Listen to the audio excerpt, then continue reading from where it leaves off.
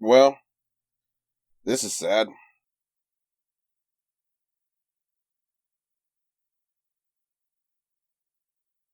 In response to an increasingly challenging theatrical landscape and sustained key market closures, Regal will suspend operations at all theaters at close of business on Thursday, October 8th, 2020 until further notice. No more taking your girlfriend to the movies. No more taking your kids. No more having that experience. Robbed of a huge part of culture. But we have been for months now. Because everything has to be political. Everything has to be political now. And it's not just one side. It's not just one side that's the problem here. But it is the far left, which has become the left, which has pushed out traditional leftists, which is now in control of the left. So the left is basically far left. That has got everyone so damn hyper defensive. So protective. Because, I don't know why. Because we're letting real bigots, the left, guys, I understand, I get those arguments from people that talk about how the Democratic Party changed and blah, blah, blah, and let's not just forget the historical fact. First off, history repeats itself, right? History repeats itself. If you don't learn from it, it repeats itself. Democrats were the ones started a civil war to keep their freaking humans. To keep their subordinate humans.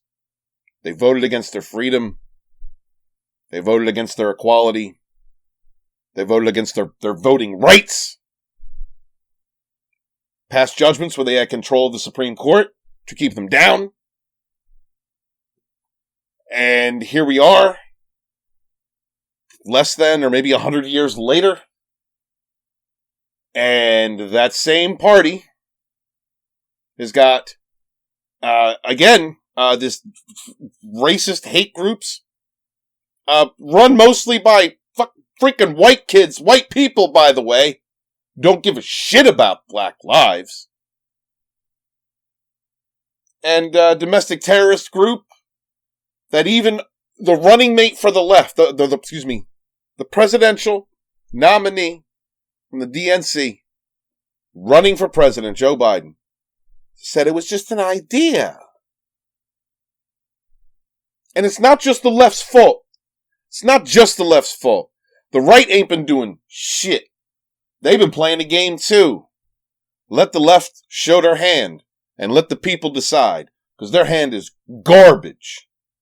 Yeah, there's a lot of loud jerks out there. There's a lot of far leftist nutjob people that have legit mental illness. And racism, in my opinion, is a mental illness. You have people out there that just keep stirring the pot, keep acting crazy, and social media just lets them do it. And the legacy media just protects them when they do it. Mostly peaceful protests. You know what I mean? How can you not see it? From any side, how can you not see it? They've allowed the politicization of this freaking COVID-19, which is just a freaking cold we're going to get every year. Yeah, it's deadly to some people. I'm not knocking. To people with pre-existing conditions, this will compound their conditions and may cause fatality. This is not the general population. We should not have these lockdowns, but it's got to be politicized. Everyone's got to be politicized about it. One of the best things Trump did was let the governors handle it, the states handle it. Good. Yes, Fed. Let the states handle their business. And then the states went about making political maneuvers.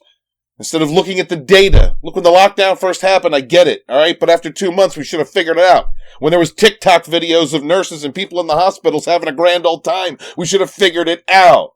It's not as bad for the general population. It's bad for a small group of people with pre-existing conditions.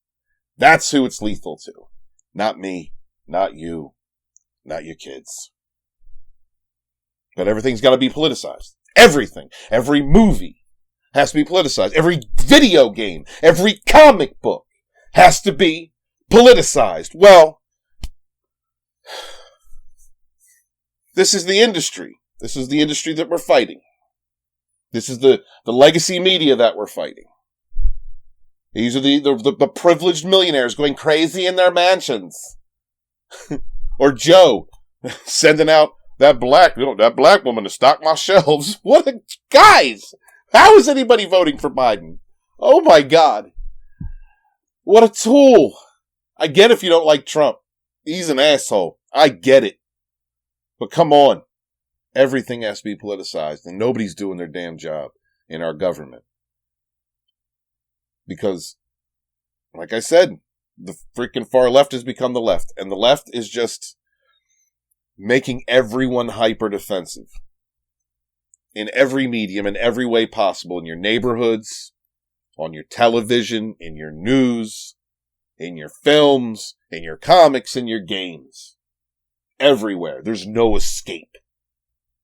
And because this cold, this addition to our seasonal routine of you might get this year, which has robbed people of their businesses, destroyed small business, destroyed the comic book shops. Now it's destroyed the theaters. It's also destroyed people's lives. People have lost their homes. People worried about if they can feed their kids. Why? Political. Put your mask on. Oh my God, put it over your nose. You've got to be kidding me. Gotta be kidding me. 45,000 people? So 45,000? Just lost their job? Gonna lose their job this week? Furloughed? All the people that just lost their job? At Disney? Hey, I ain't exactly a big fan of Disney, a Disney company. I don't like their policies. I honestly don't. I think that the people working, the working class, really needs to unify together, because we're getting destroyed.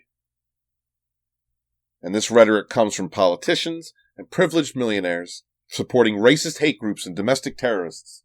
45,000 people just lost their job, and now we lost a piece of our culture, and who knows if it's going to come back. I wanted to see a change in Hollywood. I honestly do. I still do. I still think they're a bunch of privileged pricks up there, virtue signaling to the unwashed masses of the working class about how woke and wonderful they are. I think they need a taste of it. But before those privileged millionaires get a taste of anything financially, it's going to have ravaged us. All of you out there struggling to make your house payments or your car payments, or feed your kids or clothe your kids. All of you out there that are struggling to make rent, pay your bills. It's why it's so important to fight this culture war, to be engaged in it, to save our culture, to save our modern mythologies, and to save businesses, cultural businesses like the movie theater. For God's sakes. Can you remember any time in your life when you didn't have access to a movie theater? Well, guess what? My love to every person who just got laid off, fired, no matter where you are, what industry you're in, all of you that's been struggling for the last so many months, just like me. All of us, my love to all of you. We're going to get through this together. We're going to get through this. I just feel bad for all the people that are losing their jobs right now, and have been, that have been struggling like me and my family. And my love goes out to all of you. I am author Stephen Walton, the Fandom Menace historian. Please check out my Indiegogo for Volume 2. Be good to each other. Peace. The main thing is to protect these characters.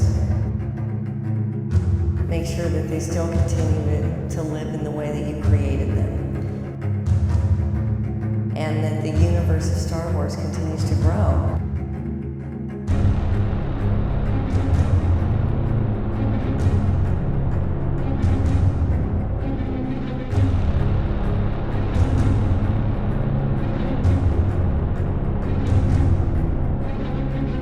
By 2018, far-left extremists in Hollywood had been perverting long-established, profitable science fiction properties as platforms to espouse divisive social propaganda.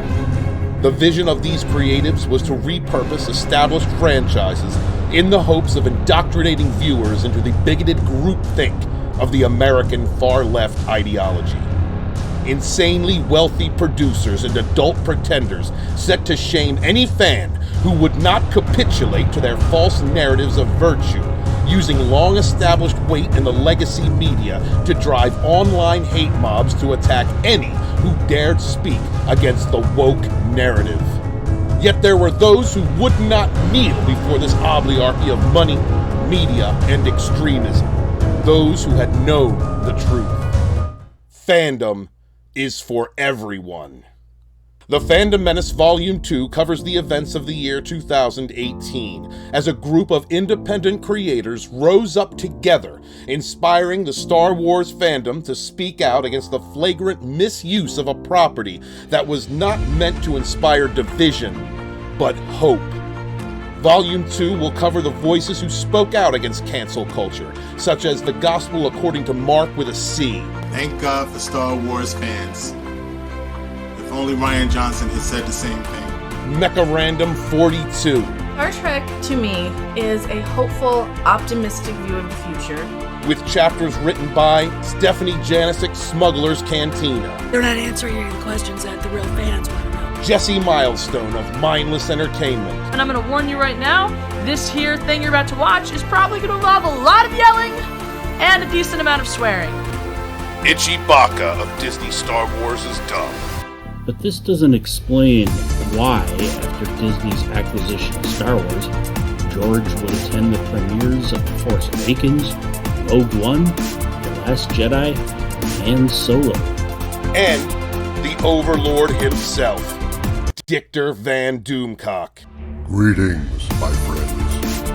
Our pop culture is under assault by corporations who would rather destroy our cultural heritage than build respectfully upon it. This is an historical documentation of a group of people in the late 2000 teens who would not bow to the very worst in humanity, seeking to separate us along political lines while using our beloved modern mythologies to do so. They did not kneel. Will you? The Fandom Menace Volume 2, Rise of the Rebellion.